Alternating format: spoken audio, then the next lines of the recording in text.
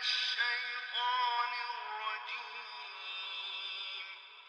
بسم الله الرحمن الرحيم رب اشرح لي صدري ويسر لي أمري واحلل عقدة من لساني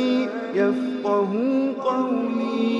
رب اشرح لي صدري ويسر لي أمري واحلل عقدة من لساني يفقه قولي. الحمد لله رب العالمين والعاقبة للمتقين محمد وعلى آله وصحبه أجمعين أما بعد أعوذ بالله من الشيطان الرجيم بسم الله الرحمن الرحيم أفلا يتدبرون القرآن أم على قلوب أقفالها. محترم ناظرین، یہ اصول الفقہ کا یہ جو سلسلہ جاری ہے اس کا تیسرا درس ہے، اور آج کے درس میں انشاءاللہ تعالی ہم احکام کے متعلق گفتگو کریں گے کہ احکام کی تعریف کیا ہے، احکام کسے کہتے ہیں، اور اس کے معنی اور مفاہیم کے متعلق باتیں ہوں گی۔ اس سے پہلے کہ میں اپنی بات شروع کروں، آپ کے سامنے یہ واضح کر دینا مناسب سمجھتا ہوں کہ گزشتہ درس میں ہم نے اصول الفقہ کے تعریف کو جانا تھا، یعنی اصول الفقہ کسے کہتے ہیں، اور اصول فقہ کے علاوہ اور اس کی اہمیت کیا ہے اس کے متعلق کچھ باتیں کی گئی تھیں، اور پھر کی اصول فقہ کو وضع کرنے والے یعنی باضابطہ جنہوں نے اس کو کتابی شکل دی ہے اور ان اصول اور ضوابط کو بنایا ہے وہ امام شافعی رحمۃ اللہ علیہ ہیں، تو ان کے متعلق بھی کچھ باتیں آئی تھیں، اور کیا اسباب تھے اس کتاب کو لکھنے کے اس کو بھی آپ کے سامنے بیان کیا گیا تھا۔ اب اس کے بعد ہم آگے بڑھتے ہیں۔ آج کے درس کا جو ہمارا موضوع ہے، جو سلسلہ وار چل رہا ہے، اور وہ احکام پر مشتمل ہے، یعنی ہم احکام پر بحث کریں گے کہ احکام کسے کہتے ہیں۔ تو احکام یہ دراصل حکم کی جمع ہے، عربی زبان میں احکام کہتے ہیں حکم کی جمع کو، جس کا مطلب ہوتا ہے المنع، یعنی روک دینا، کسی چیز کو روک دیں اس کا مطلب ہوتا ہے حکم۔ تو اسی طریقے سے اسی لفظ سے حکمت بنا ہوا ہے۔ حکمت کا مطلب یہ ہے کہ کسی چیز کو جو اس کا مقام ہے وہ آپ دیں، اور جو مقام اس کا نہیں ہے اس سے روک دیں، اسی کا نام حکمت ہے۔ اور اسی سے ایک لفظ اور بنا ہوا ہے جسے حاکم کہتے ہیں۔ حاکم کیا کرتا ہے؟ دو لوگوں کے درمیان وہ فیصلہ کرتا ہے، دو لوگوں کے درمیان وہ فیصلہ کرتا ہے، اور جب فیصلہ کرتا ہے تو اس کا مقصد یہ ہوتا ہے کہ دونوں میں جو آپس میں لڑائی ہوئی ہے اس لڑائی کو وہ ختم کر دے، یعنی روک دے۔ اسی لیے جب حاکم یعنی جب حکم کا لفظ جب قضاء کے مسئلے میں یعنی فیصلے کے حوالے سے استعمال کیا جاتا ہے تو اللہ تعالیٰ نے کہا وَإِذَا حَكَمْتَ فَاحْكُمْ بَيْنَهُمْ بِالْقِسْطِ، کہ جب آپ وَإِذَا حَكَمْتَ بَيْنَ النَّاسِ فَاحْكُمْ بَيْنَهُمْ بِالْقِسْطِ، کہ جب آپ لوگوں کے درمیان انصاف کریں، فیصلہ کریں تو انصاف کے ساتھ فیصلہ کریں۔ تو حاکم کو حاکم اس لیے کہا گیا، اور اس کو حکم یعنی اس کے فیصلے کو حکم اس لیے کہا گیا کیونکہ اس کا فیصلہ اور وہ کیا کرتا ہے، وہ دونوں کے درمیان جو لڑائی ہوئی ہوتی ہے، جو تکرار ہوا ہوتا ہے، اس تکرار کو دور کرتا ہے، مسائل کو ختم کرتا ہے، اس وجہ سے اس کو حاکم کہا جاتا ہے۔ تو یہ احکام کی لغوی معنی اور معنی کے متعلق گفتگو ہی۔ حکم کی جمع ہے احکام، جس کا مطلب ہوتا ہے المنع، یعنی روک دینا، اور دوسرا جو معنی ہوتا ہے القضاء کا ہونا، یعنی فیصلہ کرنے کا۔ حکم کا مطلب ہوتا ہے فیصلہ کرنا، جیسا کہ اللہ تعالیٰ نے کہا وَإِذَا حَكَمْتَ فَاحْكُمْ بَيْنَهُمْ بِالْقِسْطِ، کہ جب تم لوگوں کے درمیان انصاف کرو، فیصلہ کرو تو انصاف کے ساتھ فیصلہ کرو۔ کیوں؟ اس لیے کہ قاضی جب فیصلہ کرتا ہے تو وہ دو لوگوں کو، دو فریقین کو اختلاف کرنے سے روک دیتا ہے، ظلم کرنے سے روک دیتا ہے، اور ان کے درمیان جو کچھ ہوتا ہے اس مسئلے کو وہ ختم کر دیتا ہے۔ تو اب جانتے ہیں کہ حکم کا اصول فقہ کے اندر اس کا کیا مفہوم ہوتا ہے۔ علماء نے جو تعریف کی ہے وہ یہ ہے مقتضاہ خطاب الشرعی المتعلق بافعال المکلفین من طلب او تخیر او وضع، یعنی کتاب و سنت کی وہ تعلیمات جو اس بات کا تقاضا کرتی، کتاب و سنت کی وہ تعلیمات جن کا تعلق مکلف لوگوں کے افعال سے ہے، مکلف لوگوں کے افعال سے ہے، اور چاہے وہ طلب ہو یا تخیر یعنی یہ کہ اختیار دینا ہو، یا وضع یعنی کچھ شروط وغیرہ رکھنے ہوں۔ تو کتاب و سنت کے وہ نصوص جو اس بات کا احکام کہتے ہیں، کتاب و سنت کے وہ نصوص جو لوگوں کے، جو بندوں کے، مکلف لوگوں کے افعال سے متعلق ہوتے ہیں، وہ جس چیز کا تقاضا کرتے ہیں اس کا حکم کہا جاتا ہے۔ یعنی یہ کہ کتاب و سنت کی جو باتیں ہیں، جو نصوص ہیں، وہ ان کا تعلق بندوں سے اعمال سے بھی ہو، بندوں مکلف لوگوں کے کام سے بھی ہو، اور پھر وہ جس چیز کا تقاضا کریں گی وہ حکم ہوگا۔ مثال کے طور پر جیسے اللہ تعالیٰ نے نماز فرض کی ہے، تو اب کتاب و سنت کی جو تعلیمات ہیں، اب اس کا تعلق وہ کیا دلالت کر رہی ہیں کہ بندوں پر نماز لازم ہے، پڑھنا ہے، فرض ہے۔ تو یہ جو فرض کیا ہوا ہے، یعنی جو نصوص جس بات کا تقاضا کرتی ہیں اسی کو حکم کہا جاتا ہے۔ یعنی کتاب و سنت کی کوئی تعلیم ہو، جیسے اللہ تعالیٰ نے کہا اقیم الصلاۃ کی نماز پڑھو، تو اب شریعت کا یہ جو اصول ہے، شریعت کا یہ جو نص ہے، یہ کس بات کا تقاضا کرتا ہے؟ یہ اس بات کا تقاضا کرتا ہے کہ اس چیز کو، یعنی اس نماز کو بندے پر لاگو کر دیا جائے، ضروری قرار دی جائے۔ تو کتاب و سنت کی وہ تعلیمات جو بندے سے تقاضا کرتی ہیں، یعنی اس کا کتاب و سنت کی وہ تعلیمات جو بندوں کے افعال سے متعلق ہوتا ہے، پھر یہ کہ وہ تقاضا کرتی ہیں کہ بندہ اسے کرے یا نہ کرے، یا پھر یہ کہ اسے کتاب و سنت کے بعض نصوص ایسے بھی ہوتے ہیں جو بندوں کو اختیار دیتے ہیں کرنے اور نہ کرنے میں بھی، اور بعض کا تعلق وضع سے ہوتا ہے، صورتحال سے ہوتا ہے۔ تو خطاب الشرع کا مطلب ہوتا ہے کتاب و سنت کی تعلیمات۔ اس کے بعد تعریف میں ایک لفظ اور آئی، اعمال المکلفین، اعمال المکلفین یعنی افعال المکلفین المتعلق بافعال المتکلفین۔ اس مکلفین کا یہ مطلب ہوتا ہے کہ افعال کا کبھی تعلق انسان کے زبان سے بھی ہوتا ہے، اور کبھی اس کا تعلق انسان کے اعمال سے بھی ہوتا ہے۔ تو یہاں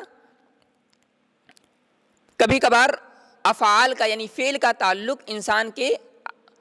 زبان سے بھی ہوتا ہے، جیسا کہ اللہ تعالیٰ نے کہا وَكَذَلِكَ جَعَلْنَا لِكُلِّ نَبِيٍّ عَدُوًّا شَيَاطِينَ الْجِنِّ وَالْإِنسِ يُوحِي بَعْضُهُمْ إِلَى بَعْضٍ زُخْرُفَ الْقَوْلِ غُرُورًا، کہ اسی طریقے سے ہم نے ہر نبی کے لیے دشمن بنایا ہے، اور وہ دشمن شیطان بھی ہوتے ہیں اور انسان بھی ہوتے ہیں۔ پھر وہ ایک دوسرے کو پیغام پہنچاتے ہیں، ایک دوسرے کو خبر کرتے ہیں، بھلی باتیں یعنی بری باتیں ہوتی ہیں اس کو خوبصورت بنا کر کے دوسروں کے سامنے پیش کرتے ہیں، تو یہ ان کا کام ہوتا ہے۔ تو یہاں اللہ تعالیٰ نے کہا یوحی بعضهم الی بعض زخرف القول غرورا ولو شاء ربک ما فعلوه، اگر تمہارا رب چاہتا تو وہ اس کو نہ کرتے، ولو شاء ربک ما فعلوه، اگر تمہارا رب چاہتا تو وہ لوگ اس کو نہ کرتے۔ تو یہاں اللہ تعالیٰ نے جو یہاں شیاطین ہیں، اور اسی طریقے سے انسان جو نبیوں کے دشمن ہوا کرتے ہیں، وہ آپس میں ایک دوسرے سے اپنے راز کو ساجھا کرتے ہیں، بتاتے ہیں۔ تو یہاں اس پر اطلاق اللہ تعالیٰ نے کیا کہا، وَلَوْ شَاءَ رَبُّكَ مَا فَعَلُوهُ فَذَرْهُمْ وَمَا يَفْتَرُونَ۔ تو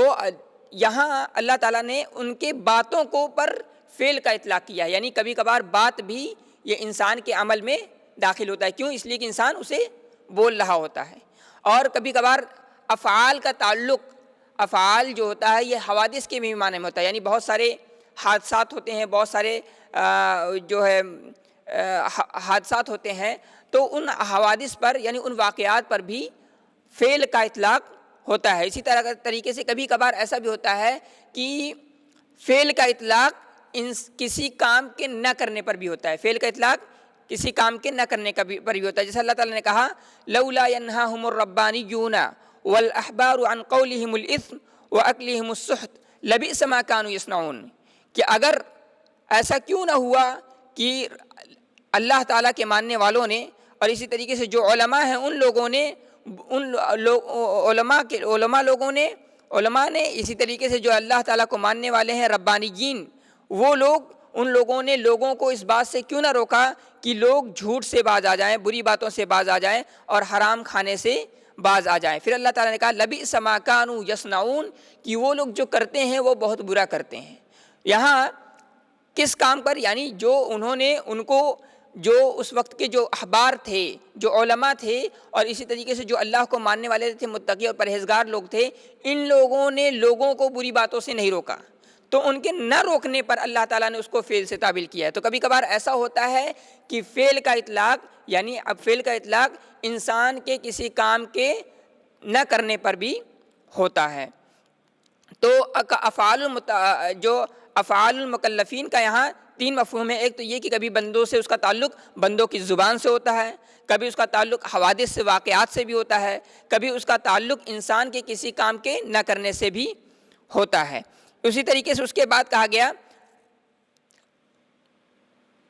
کہ مقتضاہ خطاب الشرع المتعلق بافعال المکلفین من طلب او تخییر، یعنی من طلب او تخییر، یہاں خطاب الشرع یہاں جس کا تعلق بندوں کے اعمال سے ہو، بندوں کے اعمال سے ہو، اب اس سے وہ چیزیں نکل جاتی ہیں جو بندوں کے عقیدے سے تعلق رکھتی ہیں۔ یعنی اصول فقہ میں بندوں کے عقیدے سے گفتگو نہیں کی جاتی ہے، فقہ کا میدان کیا ہے؟ بندوں کے اعمال ہے۔ اسی طریقے سے اللہ تعالیٰ نے بہت سارے لوگوں کو پیدا کیا ہے، ذوات بنی آدم، یعنی بہت سارے انسانوں کو پیدا کیا ہے، تو اصول فقہ کا تعلق بندوں سے نہیں ہے، افراد سے، لوگوں سے نہیں۔ جیسے اللہ تعالیٰ نے کہا یا ایھا الناس انا خلقناکم من ذکر و انثی، کہ اے لوگوں میں نے تم کو ایک مرد اور ایک عورت سے پیدا کیا ہے۔ تو اب یہاں جو اس میں اصول فقہ میں جو گفتگو کی جاتی ہے وہ بندوں سے نہیں گفتگو کی جاتی ہے، بلکہ بندوں کے جو اعمال ہوتے ہیں اس سے گفتگو کی جاتی ہے۔ اسی طریقے سے جو دوسرے مخلوق ہیں جیسے آسمان، زمین، پیڑ پودے، یہ ان سے بھی گفتگو نہیں کی جاتی ہے۔ تو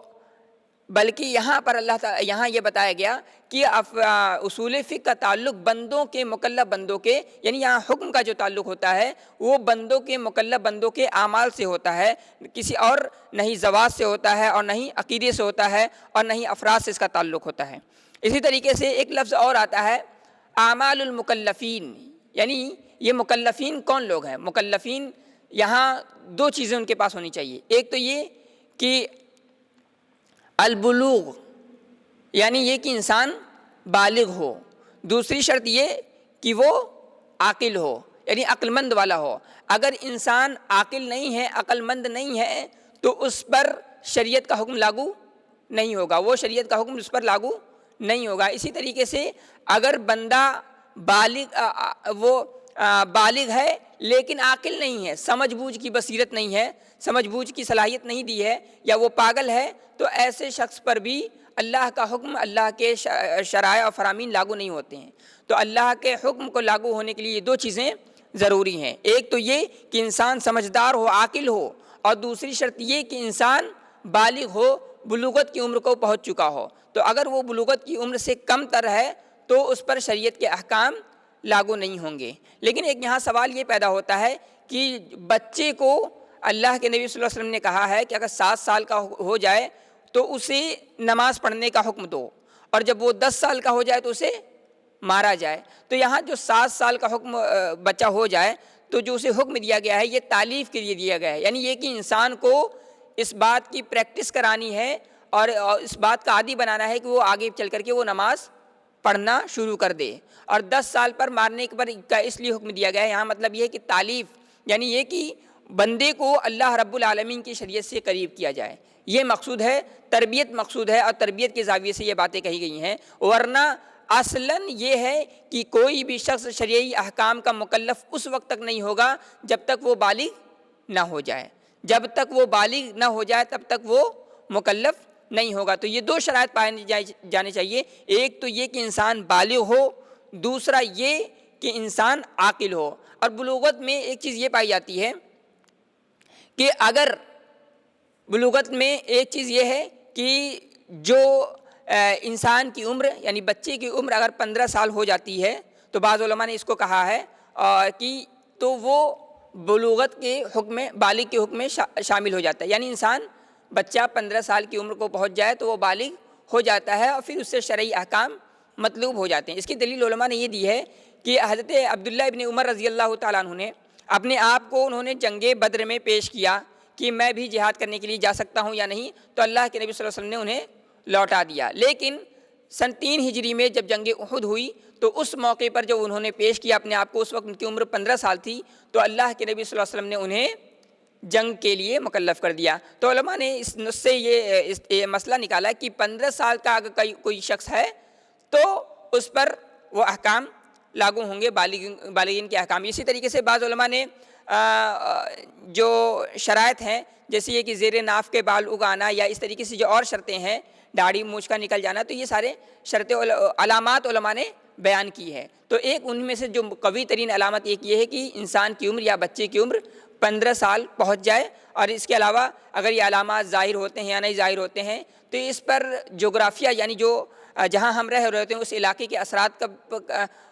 کے اثرات بھی نمایاں ہوتے ہیں، تو اس کی بنیاد پر بھی ہو سکتا ہے، یا کبھی کبھار ایسا ہوتا ہے کہ انسان ذہنی یا جسمانی کمزوری کی بنیاد پر بھی یہ ہو سکتا ہے، یا ہماری غذا اتنی قوی نہیں ہوتی ہے جس کی بنیاد پر وہ ساری چیزیں ظاہر نہیں ہو پاتی ہیں، ورنہ اصلاً یہی ہے کہ انسان 15 سال کا ہو۔ اور بالغ عاقل کا یہ مطلب ہے کہ انسان کے اندر سمجھ بوجھ کی صلاحیت ہو، فہم ہو، بصیرت ہو، وہ ساری چیزیں کرنا جانتا ہو، صحیح غلط کی تمیز رکھتا ہو، یہ مقصود ہے اور یہ مطلوب ہے۔ تو یہاں حکم کی جو تعریف علماء نے کی ہے کہ کتاب و سنت کے کتاب و سنت کی وہ تعلیمات جن کا تعلق مکلف لوگوں کے اعمال سے ہو، اب چاہے وہ طلب ہے یعنی اس کو اللہ تعالیٰ نے مطالبہ کیا ہے کہ تمہیں یہ کرنا ہے، یا کسی کام کے نہ کرنے کا مطالبہ کیا ہے، یا یہ کہ انسان کو اختیار دیا ہے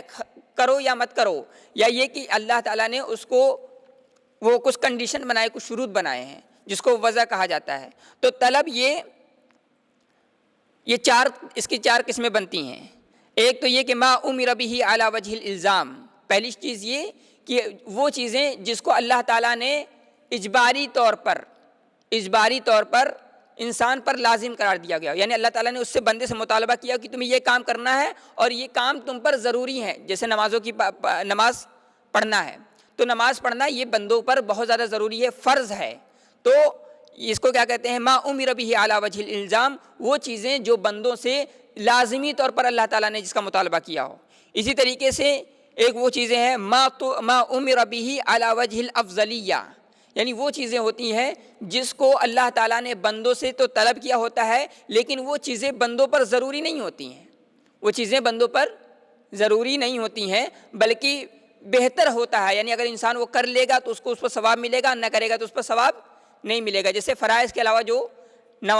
نفلی نمازیں ہیں اس میں کیا ہے، آپ فرض تو پڑھنا ہی پڑھنا ہے، لیکن جو سنن اور نوافل ہیں اس میں انسان کو اختیار ہے، اگر یہ کہ وہ پڑھ لیتا ہے تو اس کو ثواب ملے گا، نہیں پڑھتا ہے تو اس پر گناہ نہیں ملے گا۔ اسی طریقے سے ایسا ہے کہ طلب ایک یہ ہوتا ہے کہ اللہ تعالیٰ بندے سے کسی کام کو چھوڑنے کا مطالبہ کرتا ہے، اس طور پر کہ وہ کسی کام کو چھوڑنے پر مطالبہ کرتا ہے اور اس کا چھوڑنا بندے کے لیے ضروری ہوتی ہیں، اس کا چھوڑنا بندے کے لیے ضروری ہوتی ہیں۔ جیسے یہ کہ اللہ تعالیٰ نے کہا ہے کہ زنا مت کرو، چوری مت کرو، شراب مت پیو، تو یہاں اللہ تعالیٰ نے بندے سے یہ مطالبہ کیا ہے کہ اس کو تمہیں چھوڑنا ہے اور ہر حال میں چھوڑنا ہے۔ تو یہ کہ وہ چیزیں ما نہی عنہ علی وجہ الالزام، وہ چیزیں جس سے بندوں کو روکا گیا ہو ضروری طور پر، لازمی طور پر، یعنی بندے کو اس سے باز آنا ہی آنا ہے، تو طلب میں یہ چیزیں بھی داخل ہیں۔ اسی طریقے سے ما نہی عنہ علی وجہ الکراہیہ، یعنی جس سے ہماری شریعت نے روکا ہو کراہت کے طور پر، جیسے اللہ کے نبی صلی اللہ علیہ وسلم نے کھڑے ہو کر کے پانی پینے کے لیے منع کیا ہے، لیکن پھر بعد میں اللہ کے نبی صلی اللہ علیہ وسلم نے ایک موقع پر انہوں نے کھڑے ہو کر کے خود پانی پیا ہے، تو یہاں پہلے منع کیا، پھر بعد میں اللہ کے نبی صلی اللہ علیہ وسلم نے خود پیا، تو یہ اس بات کی دلیل ہے کہ اللہ کے نبی صلی اللہ علیہ وسلم نے جو منع کیا ہے تو اس کو مقدم رکھا جائے گا، اور وہ حرام کے طور پر نہیں منع کیا ہے بلکہ کس طور پر منع کیا ہے؟ اس طور پر منع کیا ہے کہ یہ چیزیں اگر آپ یہ کریں گے یعنی اگر آپ کھڑے ہو کر کے پانی پئیں گے تو یہ گناہ کا باعث ہوگا۔ تو یہ، اور اسی طریقے سے ایک اور ہے، طلب میں یہ 4 چیزیں داخل ہیں جس کو ہم اور آپ دوسرے الفاظ میں کہہ سکتے ہیں، ایک تو فرض واجب، دوسری چیز یہ کہ حرام، تیسری چیز یہ کہ سنت یا مستحب، اور چوتھی چیز ہے مکروہ، جیسے یہ کہ کھڑے ہو کر کے بندہ پانی پیے تو یہ مکروہ ہے، یہ درست بات نہیں ہے۔ یعنی انسان اگر اس کو کرتا ہے، یعنی کھڑے ہو کر کے پانی پیتا ہے، تو شریعت کی نظر میں یہ ناپسندیدہ ہے، لیکن اگر بیٹھ کر کے پانی پیتا ہے تو وہ افضل ہے، وہ زیادہ بہتر ہے۔ تو یہ ساری چیزیں ہیں۔ اسی طریقے سے اس میں ہم نے تعریف میں یہ بھی ذکر کی تھی کہ تخییر یہ ہوتا ہے کہ اللہ تعالیٰ بندے کو اختیار دے دیتا ہے اس معاملے میں کہ چاہے وہ کرے چاہے نہ کرے، کوئی مسئلہ نہیں۔ جیسے اللہ تعالیٰ نے کہا فَالْآنَ بَاشِرُوهُنَّ وَابْتَغُوا مَا كَتَبَ اللَّهُ لَكُمْ وَكُلُوا وَاشْرَبُوا حَتَّى يَتَبَيَّنَ لَكُمُ الْخَيْطُ الْأَبْيَضُ مِنَ الْخَيْطِ الْأَسْوَدِ مِنَ الْفَجْرِ۔ جیسے اللہ تعالیٰ نے آپ پر رمضان میں روزے فرض کیے تھے۔ روزے فرض کرنے کا روزے کا وقت کیا ہے؟ جب یعنی سحری کا وقت ہوتا ہے تب سے لے کر کے غروب آفتاب تک۔ تو اس دوران یعنی جب سے سحری کا وقت ہوا، آپ نے سحری کیا یعنی فجر سے پہلے، فجر سے لے کر کے آپ غروب آفتاب تک جو روزہ رکھتے ہیں، اس کے بعد اللہ تعالیٰ نے اختیار دیا کہ اگر آپ چاہے کھائیں فَكُلُوا وَاشْرَبُوا حَتَّى يَتَبَيَّنَ لَكُمُ الْخَيْطُ الْأَبْيَضُ مِنَ الْخَيْطِ الْأَسْوَدِ مِنَ الْفَجْرِ، کہ آپ کھاؤ پیو یہاں تک کہ صبح ہو جائے۔ تو اس معاملے میں آپ دیکھیں اللہ تعالیٰ نے بندوں کو اختیار دے دیا، چھوٹ دیا ہے کہ آپ چاہے، آپ اس کی مرضی پر منحصر ہے، اسے بھوک لگتی ہے وہ کھائے گا، اسے پیاس لگتی ہے تو وہ پیے گا، اور نہیں حاجت محسوس کرتا ہے تو نہیں کھائے پیے گا۔ اسی طریقے سے اللہ تعالیٰ نے کہا فَالْآنَ بَاشِرُوهُنَّ، اس سے پہلے کہ اپنی بیویوں سے مباشرت کرو۔ تو یہاں جو حکم ہے یہ اللہ تعالیٰ نے بندوں کو اختیار دیا، یہ بتایا ہے کہ بھائی تمہاری بیویاں ہیں، اگر تمہیں لگتا ہے کہ تمہیں حاجت ہے، ضرورت ہے تو کوئی مسئلہ نہیں ہے، اگر حاجت اور ضرورت نہیں ہے تو وہ یہاں تو تخییر کا یہ مطلب ہے کہ وہ چیزیں جس میں اللہ تعالیٰ نے بندوں کو اختیار دے رکھا ہے کہ آپ چاہو کھاؤ چاہے مت پیو، چاہے کہیں آنا ہے تو آؤ، کہیں جانا ہے تو جاؤ۔ تو کچھ چیزیں ہوتی ہیں ایسی ہیں شریعت میں جس میں اللہ تعالیٰ نے بندوں کو مکمل طور پر اختیار دے دیا، جسے ہم اور آپ اپنے الفاظ میں کہتے ہیں مباح،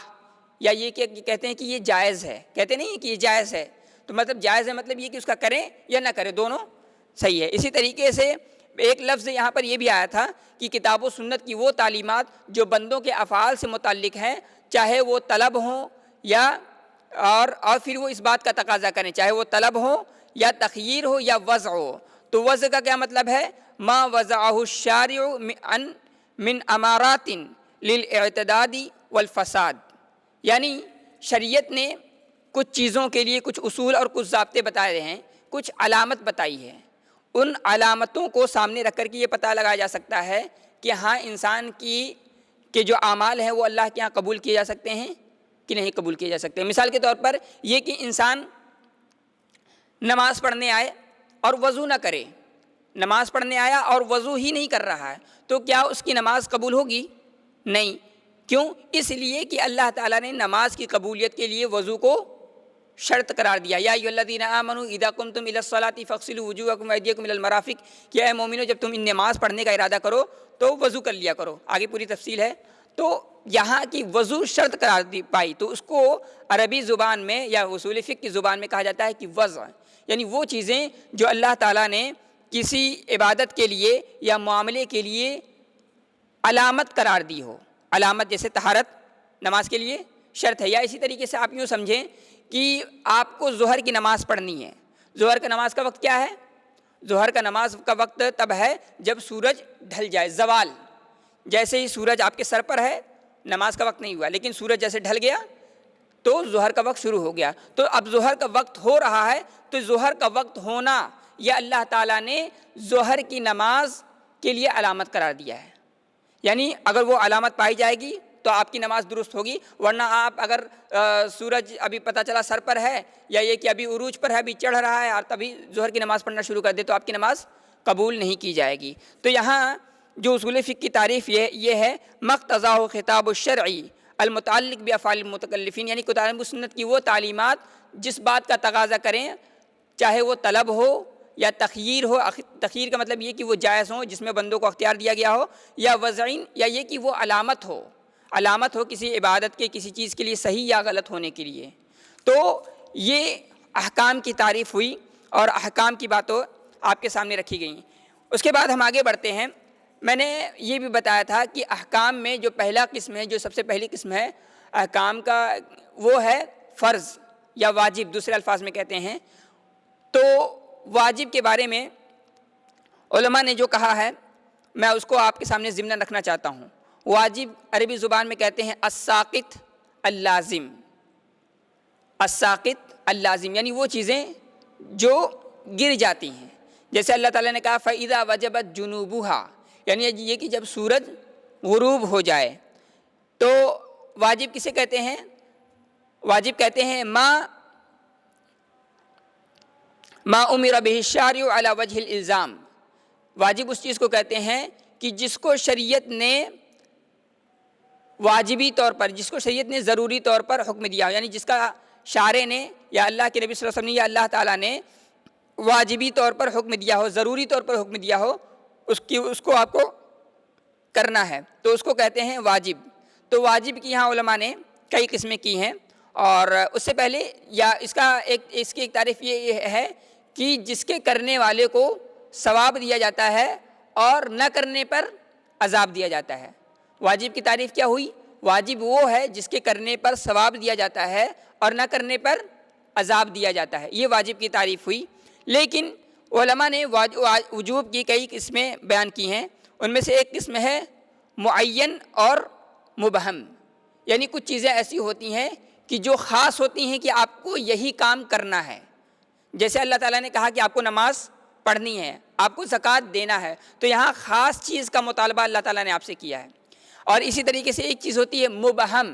یعنی اللہ تعالیٰ کئی چیزیں بیان کر دیتا ہے کہ 3-4 چیزیں، اور کہتا ہے کہ ان میں سے کوئی ایک کر دو تو آپ کا کام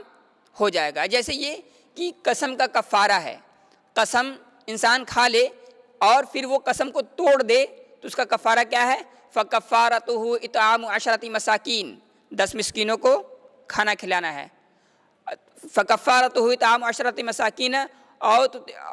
فَكَفَّارَتُهُ إِطْعَامُ 10 مساکین کہ 10 مسکینوں کو کھانا کھلانا ہے. اور فَكَفَّارَتُهُ إِطْعَامُ 10 مساکین مِنْ أَوْسَطِ مَا تُطْعِمُونَ أَوْ كِسْوَتُهُمْ أَوْ تَحْرِيرُ رَقَبَةٍ، یا ایک غلام کو آزاد کرانا ہے یا انہیں کپڑا پہنانا ہے. تو یہاں جو شریعت نے یہ حکم دیا ہے کہ آپ کو قسم کا کفارہ کیا ہے کہ 10 مسکینوں کو کھانا کھلانا ہے یا انہیں کپڑا پہنانا ہے یا پھر ایک غلام کو آزاد کرنا ہے. تو اب 3 چیزیں ہوئیں، غلام کو آزاد کرنا، کپڑا پہنانا مسکینوں کو، یا پھر انہیں کھانا کھلانا. تو یہ جو 3 قسمیں ہیں، ان تینوں میں سے اگر کوئی ایک کر دے تو اس کا کفارہ ادا ہو جائے گا. یعنی انسان قسم کھائے اور قسم کھا کر کے توڑ دے تو ظاہر ہے اس پر 3 چیزیں واجب ہوتی ہیں، یعنی تو 3 چیزیں اللہ تعالیٰ نے واجب کی اور کہا کہ ان تینوں میں سے کوئی ایک کر دو گے تو آپ کا جو قسم کا کفارہ ہے وہ پورا ہو جائے گا. تو اس کو کہتے ہیں علماء نے اس کو نام دیا ہے کہ واجب الواجب المبہم، یعنی وہ واجب جس میں اللہ تعالیٰ نے بندوں کو اختیار دیا ہے، کشادگی دی ہے. اور واجب معین کا مطلب یہ ہے کہ وہ چیزیں جو اللہ تعالیٰ نے بندوں پر فرض کی ہیں کہ نہیں تمہیں یہی کرنا ہے اور اس کے علاوہ تمہیں کوئی چارہ نہیں ہے، تو اس کو معین اور مبہم کہتے ہیں. اسی طریقے سے واجب کی ایک اور قسم ہے مضیق اور موسع. اس کا مطلب یہ ہوتا ہے، مضیق کا مطلب یہ کہ وہ چیزیں، وہ عبادات جن کو اللہ تعالیٰ نے آپ پر فرض کیا ہے اور ان کا ایک وقت ہے کہ اس وقت پر آپ کو اس کو کر کے ختم کرنا ہے، ورنہ اگر آپ بعد میں کریں گے تو وہ مانا نہیں جائے گا. جیسے اللہ تعالیٰ نے آپ پر رمضان کے روزے رکھے ہیں، رمضان کا وقت آپ کے لیے خاص کر دیا گیا کہ رمضان میں ہی رمضان کے روزے پورے کرنے ہیں، روزے رہنا ہے. اب کوئی سوچے کہ نہیں رمضان کے روزے اب میں نہیں رکھوں گا، میں بعد میں کسی مہینے میں رکھ لوں گا، تو اس کی عبادت قبول نہیں ہوگی، بلکہ اس کو اسی وقت میں ادا کرنا ہوگا. تو یہ تو فرض کی مثال ہوئی. اسی طریقے سے کچھ چیزیں ایسی ہوتی ہیں سنت میں، آپ دیکھیں جیسے اللہ تعالیٰ نے کہا کہ شوال کے 6 روزے رکھنے ہیں. اللہ کے نبی صلی اللہ علیہ وسلم نے کہا کہ شوال کے 6 روزے رکھنے ہیں، تو وہ 6 روزے رکھنے کے لیے آپ کو شوال کے مہینے میں ہی رکھنا ہوگا. آپ سوچیں کہ نہیں چلو یہ پورا مہینہ گزر گیا، ہم ذی القعدہ یا ذی الحجہ میں رکھ لیں گے، تو وہ اس کی عبادت قبول نہیں ہوگی. تو مضیق کا مطلب یہ ہے کہ وہ چیزیں، وہ عبادتیں، وہ واجبات جن کا اللہ تعالیٰ نے ایک وقت مقرر کر رکھا ہے کہ اس کو اسی کے اندر اس کو کرنا ہے، ادا کرنا ہے، اور اس کے علاوہ انسان کرنا چاہے تو اس کو اختیار نہیں ہے، الا یہ کہ بعض ضرورت کی وجہ سے وہ دوسری چیزیں ہیں. اور اسی طریقے سے فرض کی یا واجب کی ایک قسم ہے الموسع. الموسع کا مطلب یہ ہے کہ جس میں اللہ تعالیٰ نے بندوں کے لیے وسعت دے رکھی ہے. جیسے ابھی میں نے ظہر کی بات کی تو ظہر کی ہی مثال لے لیجئے. ظہر میں کیا ہوتا ہے کہ زوال کے بعد سورج جیسے ڈھلنے لگتا ہے، ظہر کا وقت شروع ہو جاتا ہے۔ ظہر کا وقت کب تک رہتا ہے؟ جب تک عصر کا وقت نہ آ جائے۔ تو اس درمیان یعنی ظہر کا وقت شروع ہونے سے لے کر کے ظہر کا وقت ختم ہونے تک اب انسان کئی بار چاہے تو کئی بار نماز ظاہر نماز پڑھ بھی لے تب بھی ظہر کا وقت باقی رہتا ہے۔ تو اس درمیان یعنی وہ جو وقت ملا ہوا ہے اس وقت کے درمیان انسان کبھی بھی عبادت کرنا چاہے اور وہ ظہر کی نماز ادا کرنا چاہے تو وہ ادا کر سکتا ہے۔ تو یہاں اللہ تعالیٰ نے ایک یعنی ظہر کی نمازوں کے لیے یہاں وسعت دے دی ہے، گنجائش دے دی ہے کہ انسان کا بھی اگر مثال کے طور پر 12:30 بجے زوال کا وقت شروع ہو جا رہا ہے تو کوئی 12:30 بجے نماز پڑھ لے، پھر وہ 1 بجے بھی اگر کوئی پڑھنا چاہتا ہے تو وہ 1 بجے بھی پڑھ سکتا ہے، کوئی 1:30 بجے بھی پڑھنا چاہتا ہے تو 1:30 بجے بھی پڑھ سکتا ہے۔ جب تک عصر کا وقت نہیں ہوگا ظہر کا وقت کا دروازہ، ظہر کی نماز پڑھنے کا دروازہ آپ کے لیے کھلا ہوا ہے۔ اس کو علماء نے مضیق اور موسع قرار دیا ہے۔ اسی طریقے سے وتر کی نماز ہے، وتر کی نماز ہے آپ عشاء کے بعد سے لے کر کے فجر سے پہلے تک جب تک چاہیں آپ پڑھ سکتے ہیں، اجازت ہے، کوئی مسئلہ نہیں۔ لیکن اس کے بعد اگر آپ چاہیں گے کہ نہیں ہم وتر کی نماز ہم صبح پڑھیں گے تو یہ جائز نہیں ہے، یہ صحیح نہیں ہے، یہ حرام ہو جائے گا۔ کیوں؟ اس لیے کہ اللہ تعالیٰ نے یا اللہ کے نبی صلی اللہ علیہ وسلم نے اس کا وقت مقرر کیا ہے، اور الا یہ کہ وہ چھوٹ جاتی ہے تو اس کا مسئلہ دوسرا ہے۔ اسی طریقے سے فرض کی ایک قسم یہ ہے یا واجب کی ایک قسم یہ ہے عینی، یعنی وہ چیزیں، وہ عبادتیں، وہ واجبات جن کا اللہ تعالیٰ نے ہر بندے سے مطالبہ کیا ہے، یعنی ہر آدمی جتنے بھی مکلف ہیں سب کو یہ کام کرنا ہی کرنا ہے۔ جیسے نماز کی بات ہے تو نماز ہر فرد کو پڑھنا ہے، زکوٰۃ جو صاحب نصاب ہوگا وہ دے گا، سب تو دے نہیں سکتے ہیں۔ تو یہاں جو فرض عینی کا مطلب یہ ہے کہ جو بھی ہو اور کوئی بھی شخص ہے اگر نصاب تک پہنچ گیا تو اس کو زکوٰۃ، اس کا مال نصاب تک پہنچ گیا تو اس کو زکوٰۃ دینا ہے، اور ہر فرد کو نماز پڑھنی ہے، ہر فرد کو روزہ رکھنا ہے۔ لیکن اسی طریقے سے فرض کی ایک قسم اور ہے جسے کفایہ کہتے ہیں، الواجب علی الکفایہ، الواجب علی الکفایہ۔ اس کا مطلب یہ ہوتا ہے کہ انسان عبادت کر رہا ہے اور انسان الواجب علی الکفایہ کا یہ مطلب ہے کہ عبادت اس معاملے میں اگر کچھ لوگ جا کر کے اس کو کر دیتے ہیں تو باقی لوگوں سے وہ چیزیں ختم ہو جائیں گی، ساقط ہو جائیں گی۔ جیسے میت کو غسل دینا ہے تو اب ظاہر ہے پورا شہر ان کو غسل دینے نہیں جائے گا، کچھ لوگ جا کر کے اگر غسل دے دیتے ہیں تو وہ باقی لوگوں سے وہ فریضہ ساقط ہو جائے گا، ختم ہو جائے گا۔ لیکن اگر کچھ لوگ بھی جا کر کے غسل نہیں دیتے ہیں تو پھر تو اس کا گناہ پورے لوگوں پر ہوگا، سارے کے سارے لوگ گناہ گار ہوں گے۔ اگر کچھ لوگ جا کر کے ادا کر دیتے ہیں تو یہ باقی لوگوں کی طرف سے بھی کفایہ یعنی پورا ہو جائے گا۔ اسی طریقے سے ایک یہ ہے کہ میت یعنی جنازہ پڑھنا، صلاۃ جنازہ ادا کرنا، تو اس میں بھی ضروری نہیں ہے کہ ہر فرد پورا شہر گھر محلہ سب عید کی طرح نکل کر کے باہر جائیں، بلکہ اس میں یہ ہے کہ اگر کچھ افراد جا کر کے یا کم سے کم اتنے لوگ جا کر کے ادا کر دیتے ہیں جس سے باقی لوگوں پر سے ختم ہو جائے گا، تو اس طریقے سے یعنی اتنے لوگ جا کر کے نماز ادا کریں جس سے لگے کہ ہاں نماز ہو جاتی ہے تو پھر یہ مسئلہ ختم ہو جائے گا۔ تو فرض کی جو علماء نے یہاں تقسیم کی ہے اس کی 6 تقسیم میں نے آپ کے سامنے بیان کی ہیں۔ ایک تو معین، دوسرا یہ کہ مبہم، تیسرا مضیق، چوتھا موسع، اور پانچواں عینی، اور چھٹا الکفایہ۔ تو یہ واجب کی کل 6 قسمیں ہوئی ہیں، اور جتنے بھی فرائض ہیں، جتنے بھی واجبات ہیں، یہ سارے کے سارے ان 6 قسموں میں سے کسی نہ کسی قسم سے ہوتے ہیں، اور اس کے کچھ شروط ہیں اور کچھ چیزیں ہیں انشاءاللہ تعالیٰ اگلے درس میں بیان کی جائیں گی۔ اللہ تعالیٰ سے دعا رب العالمین ہم تمام مسلمانوں کو اس عظیم فن کو سمجھنے کی توفیق عطا فرمائے، آمین۔ وآخر دعوانا الحمد للہ رب العالمین۔